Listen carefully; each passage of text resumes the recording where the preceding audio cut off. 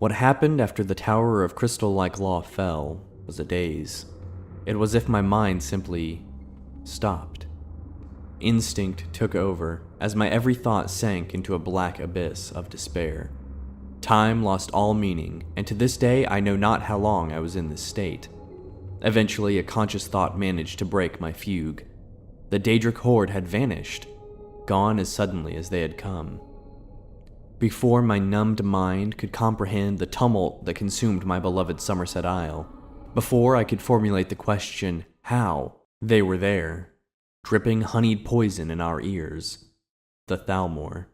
They were the ones that saved us, they claimed, working deep and subtle magics. It was their efforts, their sacrifices that delivered the Altmer from extinction. Oh, what fools we were. We wanted so desperately someone to thank for ending our tribulations, we lavished it upon the first to step up and claim the glory. With that simple act of gratitude, we allowed a vile rot to seep into our homeland, to putrefy our once noble and distinguished civilization. It was months before I began to suspect the error we had made. Small twinges of unease would vex me, but each one alone was easy enough to disregard and push aside. The exile of the great seer mage, Rhinandor the Bold, was the final doubt that I could not ignore.